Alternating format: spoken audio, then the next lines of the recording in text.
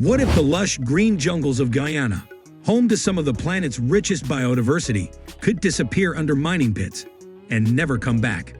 In this video, we're peeling back the layers of a little-known but deeply consequential story. Guyana's rainforests are under siege from a surge in gold and mineral mining. And what lies beneath this boom isn't just wealth. It's a massive, hidden environmental bill in the form of land reclamation. You'll discover why restoring mined rainforest is far from simple, why it costs far more than anyone admits, and the enormous consequences for local communities, wildlife, and the climate itself. Stick around until the end, because the twist about responsible mining will completely change the way you think about these landscapes. Let's set the scene. Guyana, perched on the northern edge of South America, is often described as a green jewel. Around 87% of its land remains forested, hosting some of the most intact tropical rainforests on the planet. Yet, beneath this verdant canopy lies a tension that's growing every year: mining.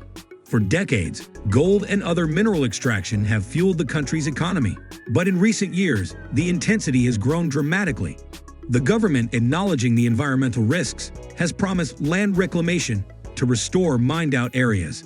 But here's the difficult truth. Tropical rainforest ecosystems are some of the hardest environments on Earth to recover once they've been disturbed. Combine vast forest cover, fragile soils, and aggressive mining expansion, and you have a recipe for ecological disaster. This is the story of how a booming industry, ambitious government promises, and one of the world's last great forests intersect, and why the consequences go far beyond what most headlines reveal.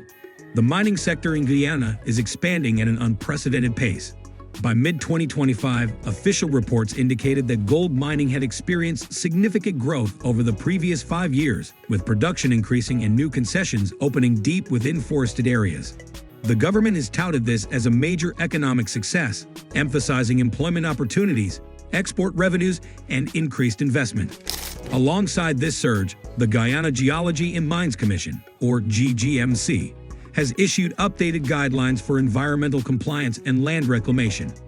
In early 2025, authorities announced plans to intensify monitoring of mining operations and scale up reclamation efforts. On paper, it looks like a responsible approach. Extract resources, then restore the land. But reality tells a more complex story. How practical is land reclamation in dense rainforest? What does restoration really mean when topsoil is stripped away, rivers are silted, and ecosystems are disrupted? The problem is stark. Field studies in Guyana reveal that areas once mined for gold can remain barren for years. One study found that 3 to 4 years after a site had been abandoned, there was virtually no regeneration of trees or native plant species. The reason is simple but devastating. Mining operations often remove the nutrient-rich topsoil, sometimes burying it under layers of sediment or tailings. Without this foundation, the rainforest cannot naturally rebound. The Guyana Shield, one of the planet's largest intact tropical forests, is particularly sensitive. Yet mining remains the primary driver of deforestation in the region. Imagine a vibrant jungle, teeming with life, transformed into a landscape of exposed rock, stagnant pools, and lifeless soil. And the worst part? This state can persist for decades, even with reclamation efforts underway. Here's where the story deepens. Reclaiming mined rainforest land is far from a simple process, and the financial cost is staggering.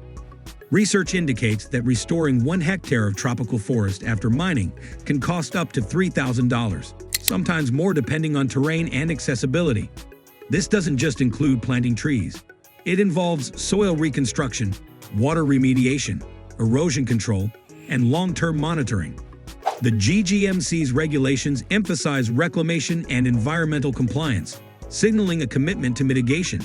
Yet when you consider the scale of mining, the remoteness of many sites, and the fragility of rainforest ecosystems, the numbers quickly add up. It's not just about dollars. Mining introduces pollutants like mercury and sediments into waterways, disrupts indigenous territories, and alters hydrology. Communities that rely on these ecosystems face the immediate consequences: polluted rivers, decreased fish stocks, and degraded land for agriculture. The hidden environmental bill isn't a distant cost. It is accruing right now, silently beneath the surface of Guyana's forests. Why is this happening? Multiple forces converge. Global gold prices have surged, incentivizing increased mining activity.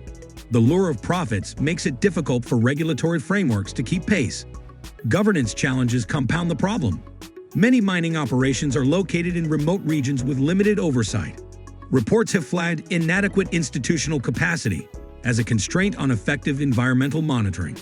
Meanwhile, the country's economy leans heavily on mining, which contributes a significant portion of GDP and export revenue.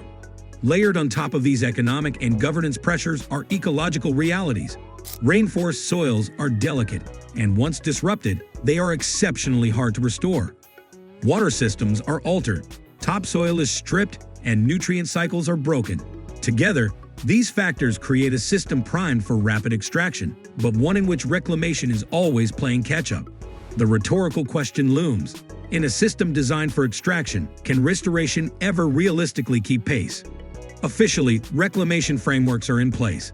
The GGMC has outlined environmental compliance and land restoration policies, and international projects, such as those led by the Food and Agriculture Organization, are piloting techniques like assisted natural regeneration and vetiver grass planting.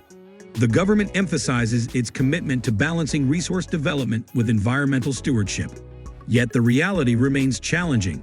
Costs are high, terrain is difficult, and technical expertise is limited. Social impacts, from displaced communities to disrupted indigenous livelihoods, add another layer of complexity. The promise of reclamation exists, but the scale of forest loss and the ecological fragility make true recovery a long shot. And this brings us to the pivotal moment in the story, the climactic insight that reframes everything. Here's the twist that changes the narrative entirely. The environmental bill is not something to be paid in the future. It's already mounting, and it goes far beyond the financial cost of restoration. Many mine sites in Guyana are unlikely to return to their former glory. Carbon storage capacity, biodiversity, and ecosystem services, like clean water, pollination, and flood regulation, are lost in ways that reclamation may never fully recover. Even if the land is technically reclaimed, meaning it has vegetation or graded terrain, it may not regain the complex functionality of an intact rainforest. In practical terms, this means Guyana is paying in multiple currencies: lost carbon sequestration, displaced species, disrupted indigenous communities, altered water systems, and diminished long-term climate resilience. The mining boom accelerates faster than the capacity to reclaim land, creating an ecological backlog that could take generations to address, if ever. The most shocking realization: the cost of trying to restore these ecosystems may eventually outweigh the economic benefits of the mining boom itself. Next time you hear reclaimed mining land in a rainforest country, ask yourself, reclaimed to what state and at what true cost? Guyana's mining surge is revealing a hidden, profound environmental bill. Rainforest lands are stripped bare, reclamation is slow and prohibitively expensive, and the real losses, carbon storage, biodiversity, ecosystem functionality, may be irreversible. Economic development and environmental stewardship are in a delicate dance, but current evidence suggests that, without transformative change, the rainforest will continue to pay the highest price. This is more than a Guyana story.